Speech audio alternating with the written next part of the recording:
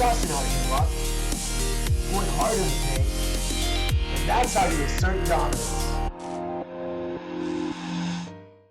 Hey, what's up guys, it's SirTagCR, and today we're going to be hitting you up with the best beatdown deck in the game. You essentially have 3 cards in the deck that serve as poison bait. You have the Night Witch, you have the Flying Machine, and you also have the Goblin Hut. Right now, I would say that the Goblin Hut is probably one of the most busted cards in the game if your opponent doesn't have a spell and cycle for it. If your opponent's not able to limit the duration of the Spear Goblin Hut, it's going to stay on the map and it's just going to accumulate so much chip damage. And that's another reason why the Goblin Hut is just so strong with this deck. It allows you to play passively, figure out what your opponent's running, and then find the best time to actually safely drop your Golem. Anyway, this deck has been dominating pro bracket tournaments, and it's also been really great in GCs. Let's jump right into this chest, and let's pull a Mega Knight.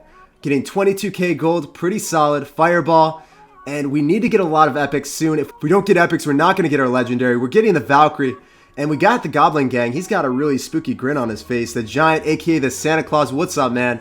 Dark Goblin, I haven't used that card in a fat minute. We got some Rockets, Chief Pat, and the Zappies. Alright, that's a card that I don't have. It looks like we're going to get all epics. Hopefully I get some Hunters. We're getting some Expos. Alright, so that was not the best chest, but, you know, sometimes that happens. Nothing we can do about it. Let's go jump straight into some GC games, and let's assert some dominance, guys. So we got a game against PRC from Barbarian Party. I think that's Clash with Cam's clan. I'm not entirely sure, though. You guys can correct me in the comment section if I'm wrong. We're going to be dropping the Goblin Hut. He's going to be dropping the Elixir Collector in the middle. So, what's up, PRC? What's up? What's on your mind, my man? We're going to get ready to poison. I was hoping that he would drop something near the Collector, so we waited a little bit longer. But, you know, we didn't actually hit anything. Actually, we're going to barely touch the pencil, but it's not going to matter too much. We're going to be dropping our Royal Ghost. It's going to go on the Miner, and then the Goblin Hut is actually going to attract the pencil. So, nothing's really going to happen. Obviously, this man is going to be running 3 Musketeers, and there they are. So what we want to do is we want to start our Golem in the lane of the 2 Muskies. Actually, the 2 Muskies might just outright die to the Royal Ghost. Royal Ghost is pretty busted. You guys have not figured that out already. The one thing that I want to do is I kind of want to ignore that 1 Musketeer so I can make sure that my Golem is going to be a little bit healthier. He's probably going to go drop a Minion Horde right on top, so I want to go drop my Night Witch, and I want to get ready with a Zap. He's not dropping the Minion Horde yet, so I'm a little bit curious about what this guy's doing. I want to accumulate some more bats so I'm able to get a nice zap off on the Minion Horde. I guess he didn't have enough elixir, and he's going to face the ramifications of that. PRC, it truly is a party on your tower. I'm sorry, man. We're going to be dropping the Goblin Hut up higher. The reason that we do that is because we don't want to allow his pencil to get towards our tower. That Goblin Hut will pull everything, no matter what side. And the bats are actually ravaging the tower. I don't know if this guy has actually seen that, but oh my gosh, this is insane. This is actually going to be potentially a 3 crown. And PRC, oh dude, you didn't even make it to double elixir. Feels bad, man. So we got a game against Guilty Dragon, and this guy's Japanese. What's up, man? Good luck and thumbs up. We're going to drop our Goblin Hut as our initial starting play, and we got a good luck as well. So this guy's a fellow Sir, a considerate, chivalrous knight. We're going to be dropping the Royal Ghost right on top of his Miner. I'm liking how this is starting off for us. The Royal Ghost counter push, we might actually bridge spam him a little bit, because Royal Ghost Night Witch combination is very hard for someone to deal with. The bats are coming through. We're going to get some very nice zap value on the tower, on the Minion Horde, and then also the Barbarians from the Battle Ram. So I'm liking how this is looking for sure. Those minions are not going to do too much damage. We know that he's probably going to pump up soon if he has it in cycle, which he should.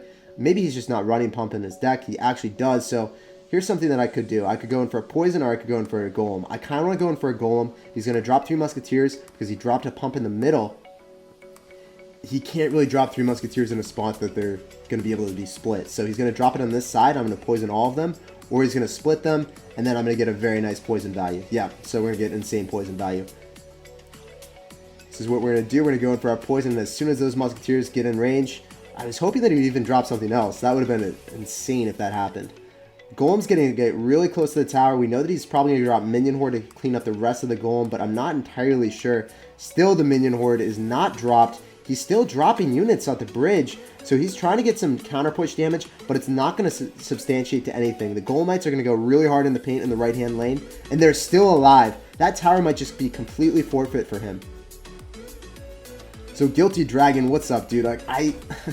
What are your plans to come back in this game? Goblin Gang is not going to do anything. You got to go in for Minion Hordes. The Minion Horde is your only way of actually winning this. We're going to be dropping our Goblin Hut in the Weakened's Tower. so it's going to take a little bit longer. Oh my gosh, Royal Ghost really needs a nerf. It is still alive. It almost got a hit. And that Royal Ghost made him spend 2 more elixir than he didn't want to. We're going to be dropping our Golem. He's trying to bait out a poison, and then he's going to go in for a minion horde. I can already feel it, guys. Maybe he's got heal, actually. That's really the only justifiable thing if he isn't planning on going in for a really hard in the paint push in the right-hand lane. Yep, there's the minion horde. That's exactly what I was expecting. Going in for our zap. We got to go in for a mega minion. And the Spear Goblins from the Spear Goblin Hut will allow us to actually clean up that push in the right-hand lane so easily. Without the Spear Goblin Hut, this deck would not be the thing that it is. It allows you to play so passively. Spear Goblins just synergize so well with zap. Allows you to clean up all these minion horde decks. And Three Musketeers just really doesn't do so well against this deck. And Three Musketeers is one of the most prevalent decks in the entire game at the moment. Going in for a poison. We don't even need to take the right-hand tower to win this game. We're just going to go in for a zap on the King Tower and his tower. Are we going to get a 3 crown potentially? Oh, dominance is going to be asserted to the fullest extent. Good. Oh, trolled. We got trolled, guys. I was just kidding. We didn't want that tower anyways. So we got a game against Protect Frumpy. He's already saucing out the wows. There's so many wows coming out of this guy. He can't even control himself. So we got to mute him immediately. That's what we do. That is the maneuver. They can't control themselves. They got to get muted. So we're going to be dropping our Night Witch, and then he's going to be dropping an Electro Wizard in the back. So we could have went in for a Royal Ghost, but we want to play more passively. We want to wait and see what he's actually running. He's going to be dropping a Miner. Now my Royal Ghost should... I thought he was going to drop Miner on the tower and maybe poison everything. I was just completely wrong. My Royal Ghost will end up cleaning up the Electro Wizard. So that's going to be decent. Electro Wizard should be targeting on top of the Royal Ghost. And Steve the Spear Goblin still died. He was a valiant sir. His death was not in vain. Because the Royal Ghost is still going to get damage on the tower. He pumped up. That was an interesting pump, honestly. We'll be dropping our Mega Minion, and we're going to be dropping our Goblin Hut preemptively. We wanted to actually drop the Goblin Hut because we didn't want to incur a ton of damage on our tower. Unfortunately, we could have dropped the Mega Minion a little bit closer. And he's going to have a... dude, this guy's having Pump, and he's also going to have a P.E.K.K.A. So this is going to be one of the hardest possible counters. Let's see if we can pull out the victory, guys. I'm really hoping for it. We're definitely up a considerable amount of tower damage. And we're going to have the Spear Goblins just chipping away on the P.E.K.K.A. as it makes its journey towards our tower. So I'm liking how this is looking, but I don't know if we can pull it out against this type of deck. His P.E.K.K.A. is actually completely out of cycle for our Golem, so if we end up killing the P.E.K.K.A., maybe, just maybe, we can make something happen with a Golem. We're going to be drawing back the P.E.K.K.A., and the P.E.K.K.A. does end up getting the hit on our Royal Ghost.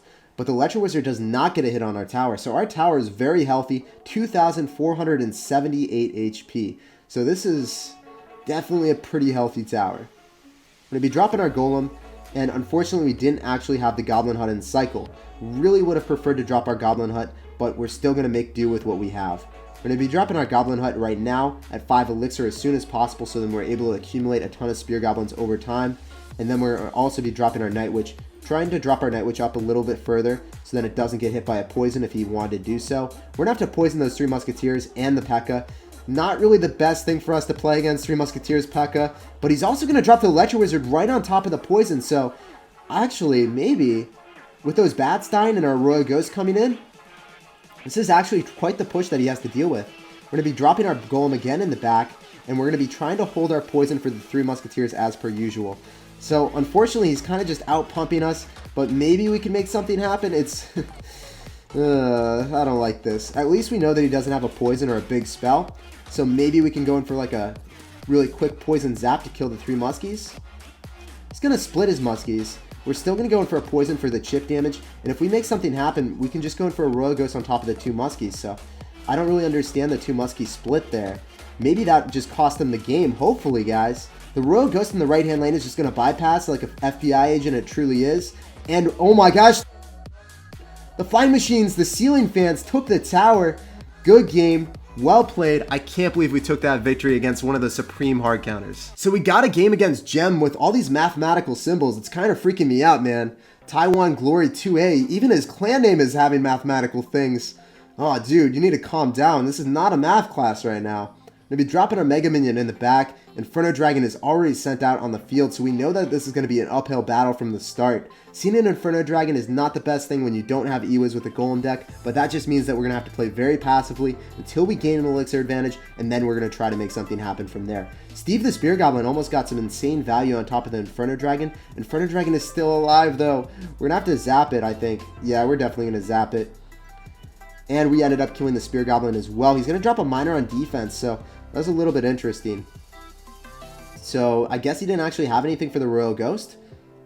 Oh, he's running one of those decks. One of those bridge spam decks. That's why you got to keep your Spear Goblin hut alive as long as possible, because I didn't have Zap. I needed to kill that as soon as possible. Otherwise, we're going to be in a world of pain. We're still kind of in a world of pain, but, you know, the Flying Machine did save our butt. Flying Machine is getting so much utility right now. Cleaning up so many Spear Goblins, and then it actually got a hit on the tower to add insult to injury. We can't actually hit both the Goblin Huts with our poison, so we're just going to hold on to our poison for right now. We might end up poisoning the Goblin Hut if he drops anything else. If he gives me any more value, it might be worth it then, because our Goblin Hut is getting chipped away. There it is. That's what I'm talking about. He's going to give me the value of actually hitting the skeleton barrel, so I'm going to take that, and we're just going to make sure that we chip away on top of the Goblin Hut with it as well. So unfortunately, he's going to be dropping bats, so he's trying to bait out a Zap, so then I won't have Zap in cycle for the skeleton barrel as it connects. Those are pretty well played maneuver, but it's not going to work out for him. We actually still have Zap in cycle, but we didn't even need to drop it, and I like how that was cleaned up so easily. Just having a massive amount of units sometimes just make sure that you don't have to Zap.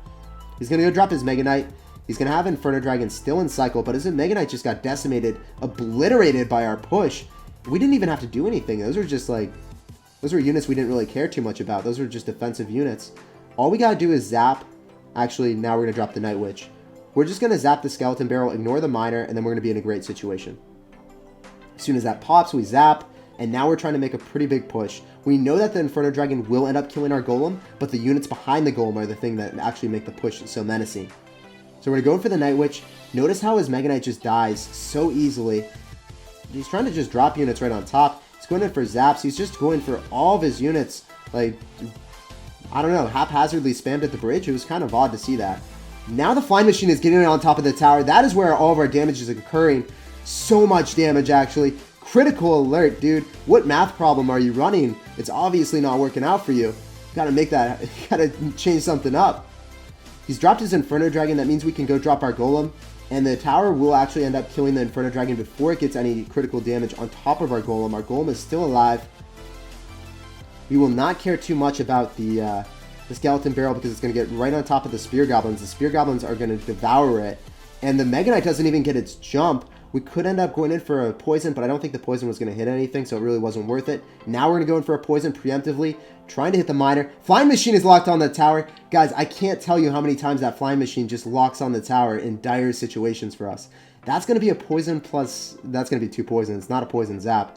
I was getting a little bit too overzealous there, guys. So we're going to have to go in for a Mega Minion as well. We're going to have to go in for our Royal Ghost, and then we're going to have to zap everything. Actually, the Flying Machine just took out the tower. Ceiling Fan, it's a party, man. Gem, good game, well played, and good luck in the rest of your GC, bro. And that's actually going to end today's video. Make sure to let me know down below in the comment section how this deck ends up working for you. I've been finessing people left and right with this deck. Probably one of the best decks for GCs in a fat minute. As always, thanks for chilling with me, and I can't wait to see you guys next time. Peace out.